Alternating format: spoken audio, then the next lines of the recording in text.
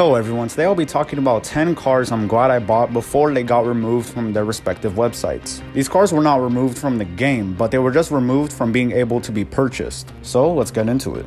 The Comet Retro Custom. I love the Comet Retro Custom, and this car wasn't really removed in a normal way. Since the original Comet was removed, and you needed the original Comet to be able to upgrade it into the Comet Retro Custom at Benny's, you can't get this anymore unless you have the regular Comet. Now the Comet was actually on two websites. It was on Benny Original Motors Works, which is where you would upgrade it to the Comet Retro Custom, and it was on Legendary Motorsports. So since it is on two websites, I figured Rockstar may have forgotten being the company that they are, that maybe one was on a different website, so I checked both, and it is indeed removed on both websites, and along with it the Comet Retro Custom. And I'm very glad I bought the Comet Retro Custom. It is one of my favorite cars for sure. The handling is great, the speed once you hit a couple bumps is amazing, and for its time was a really great car, and I love the Comet Retro Custom. A lot of customization options, you can really make it yours, and I just love this car. It's a shame that Rockstar removed this because this was a very anticipated car at the time. The Maserati.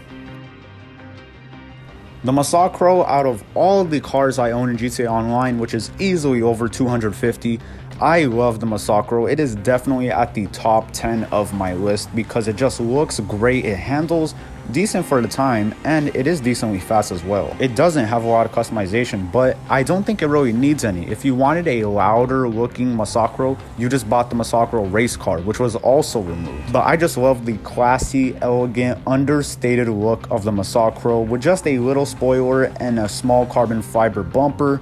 This looks absolutely fantastic, and like I said earlier, it handles incredibly well.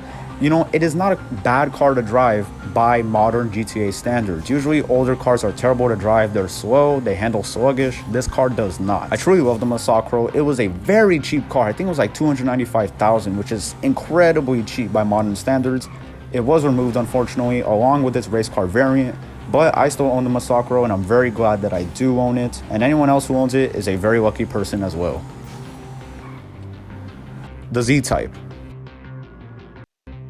The ZType used to be, at launch in 2013, the fastest car in the game, beating out the Adder by only 1 mile per hour. And it wasn't just that, it was fast and it also handled pretty well, and it was 50,000 cheaper than the Adder, being priced at 950,000 while the Adder was 1 million. I always loved the ZType because it was cheap, it handled well, it was fast, and it didn't have a lot of customization, but it didn't really need any at all. This car looks great with no customization. If there were any gimmick spoilers or anything, it might have thrown off the look of the ZType, but to me, I think the ZType looks perfect as is. It really doesn't need any customization options, and it looks fantastic. When they removed this car, me personally, I was very sad because this car to me was one of the best cars in GTA 5 forever, because I remember playing story mode, coming back home from school and looking at the ZType as Franklin, and I'm like, that car is $10 million. How the hell am I going to afford it at $10 million? But luckily in GTA Online, they reduced it to $950,000, which is a much more reasonable price. So I bought one because I'm like, well, I've always wanted one. I may as well buy one. And now I have it.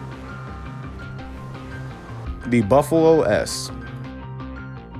I really don't understand them removing all three of the main protagonist cars. They removed the Bodie, which is Trevor's, the Tailgater, which is Michael's, and the Buffalo S, which is Franklin's. When they removed these cars, I just thought to myself, how can they remove the main protagonists in story mode of the game that made them so much money? Like, it's 3 slots and they removed 3, all 3 that is, and I was just blown away that they did that. Luckily, I own all 3 of the main protagonist cars because I wanted them, and they are all in their respective garages. But for people who didn't have them, or for newer players that may have wanted them only just now, they can't even get them anymore because they removed them. But going back to the Buffalo S, the Buffalo S doesn't handle particularly well. It is decently fast, but nothing crazy, and it's definitely a car that you can tell is from the base early model of GTA Online and GTA 5. It was pretty cheap at the time. I think it was $85,000 or $95,000, which at the time was very good for a 4-door car that at the time was acceptable in terms of speed and performance. But I just love it simply for the nostalgia that it provides.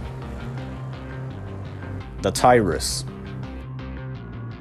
Some people may hate how the exhaust sounds of the Tyrus. They may say it sounds like a blow dryer or something like that, but to me, I love how the Tyrus sounds, but I'm pretty sure no one can deny how good it looks. It looks absolutely fantastic, and the performance and handling is acceptable by modern GTA standards, and at the time, it was actually pretty good, but definitely not top of its class. It doesn't have a lot of customization options because it was already meant to look like a race car, so you can't really revert it back to an original looking car, but what we do have does look pretty nice. I've went for a classic sort of supercar look that is pretty understated. It doesn't have a livery, which it does have two optional ones, but I think this car clean with no livery looks absolutely fantastic. I truly am sad that they removed the Tyrus because it was pretty expensive for its day, 2.5 million if I can recall, which is more than the T20 and the Osiris at the time, which were released I think 2 updates prior and were better cars than the Tyrus. But I had those cars as well, and I bought the Tyrus for how it looks and how it sounds, which few other cars can provide in GTA Online.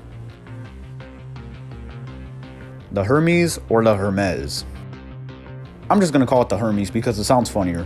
The Hermes is a great looking car that is classic and understated. It has so much livery options, and it is based off of the Hudson Hornet, which I'm pretty sure most people can recall is Doc Hudson from the famous car franchise movie Cars. The Hermes is a great looking car. It has so much customization for when it came out, and it has a cool feature where it has a active lowering system, so if you stop moving the car, it will automatically lower to a very low ride height. But while you're driving, it does raise up a bit, so if you hit a curb or something, you won't go flying in the air, which a lot of cars do, which makes me love this car even more. The Hermes is probably my favorite classic car that I own, and I do own a lot, which a lot have unfortunately been removed, which sucks for classic car enthusiasts. But luckily, I made a garage full of classic cars, and the Hermes is definitely my favorite in that garage, especially for its price, which was $925,000.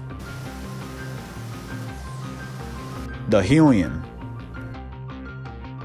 The Helium is one of my favorite off-roaders because you can remove the front bumper for truly amazing ground clearance. It is absolutely fantastic off-road. It cannot handle water very well, but it handles terrain very well. It doesn't have an incredible amount of torque like the Draugr, for example, which basically beats out every off-roader in the game, but I love the Helium for how it looked and its livery options and all of its customization options. This was one of my favorite cars to customize. There are truly so many ways you can go about it. You can make it look pretty standard, but obviously off-road, or you can go for a trophy truck look, which is what I went for. I truly love the Helium, and in the off-road garage that I have, this is probably one of my favorite ones in there for sure. Maybe not the favorite, but definitely top 3 because all of its customization, like I said earlier, and the fact that you can remove the bumper. Usually a lot of off-roaders, you have to hit a wall or something to get the bumper off to get the bonus ground clearance, but this you can remove it straight from Los Santos Customs, which is fantastic. I love off-roading in GTA Online. It's unfortunate that there are not a lot of off-road places to go, but the places that do exist are pretty fun,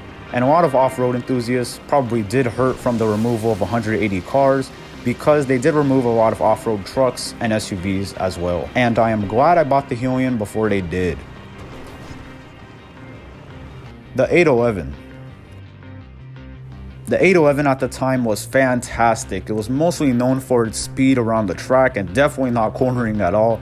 But if there were tracks that were very straightforward, had a lot of straight lines and roads, this was the perfect car to use. And I just loved how the 811 looks. I still do, but there are cars that have better customization than it, so it does dock a few points for that. Before its time, the customization was acceptable and the car looks fantastic, even with very minimal customization like I did. But I loved the 811. I think at the time it costed $1,185,000, which was definitely a bargain for the time. When it released as part of Finance and Felony, which I believe is the update it came from, it truly was one of the best cars that came from that update in my opinion. And if you are a Porsche enthusiast, unfortunately, there have already been 2 Porsches in this video that have been removed, and I'm pretty sure people were still buying them, so I really do not get what Rockstar is getting this whole lesser used car thing that they removed, because a lot of enthusiasts and car meets still drive these cars, and someone had to buy them, right? So I really don't understand where they're getting that whole point from. But going back to the 811, the 811 is a fantastic car, even by modern GTA Online standards. I love how it looks. The customization is decent. It just doesn't handle very well, but on the freeway, where it's meant to be, it does do pretty great. The FMJ. As a big 4GT fan, a second generation that is, I love the FMJ so much. I think at the time, this was a very good recreation of the real-life counterpart. The only thing that kind of throws it off is the front, because the 4GT has a much different looking front end, but I think for GTA Online, it did a pretty good job. The customization is pretty average. You can add a few spoilers and a few bumpers and whatnot, but I think this is, again, one of those cars where less is more in terms of customization. I went for a clean, classic blue look. Unfortunately, there were no liveries on this car, so I couldn't add the 2 white stripes to it, which it definitely could have benefited from. It would have looked amazing if it had those, but I think as is, it does look pretty nice. Unfortunately, by modern GTA Online standards, this car kind of sucks. Its speed is not particularly excellent, its handling is not particularly good, its only redeeming quality is pretty much how it looks, which fortunately for it does look pretty amazing, and that's why I chose it to be the thumbnail of this video. Overall, I love the FMJ, I'm very glad I bought it. It's unfortunate that they removed both 4 GTs, the Bullet and the FMJ. Luckily, I own both already, and those who bought it before it got removed are very lucky because the FMJ is a great looking car. It's just a shame that the performance doesn't live up to it. The 190Z. Now, the fact that I actually put a Z in the name of this car is pretty cool to me. And this car is fantastic because customization is great. And once again, this is one of those cars where I am really mind-boggled because Rockstar claimed lesser used cars were removed. In every car meet I go to, there's at least a couple of these in the car meet. So someone's buying these. So I don't know where they're getting this lesser used thing from. But back to the 190Z, I guess. Going back to customization, the 190Z is fantastic. I mean, there were so much customizations that you can go for. You can go for a track build, a drift build, a street build, which is what I chose to go for. Unfortunately, it does have a wide body kit that sort of overrides the fenders, but the fitment doesn't line up with it, so it looks kind of goofy, which is why I don't have it on my car. If it actually lined up with the wheel arches, I would have put it on, but it just doesn't. It's unfortunate that it doesn't line up with the wheel fitment because that would have made this car look so incredibly fantastic, but as is, it's pretty good, and the customization is decent aside from the wheel arch problem. I don't remember the exact price, but I remember it being pretty cheap, and a lot of enthusiasts definitely hurt from the removal of this car. And that is it, everyone. My top 10 vehicles I'm glad I bought before they got removed. Thank you for watching this video so much. I really do appreciate it, and have a great day. Goodbye.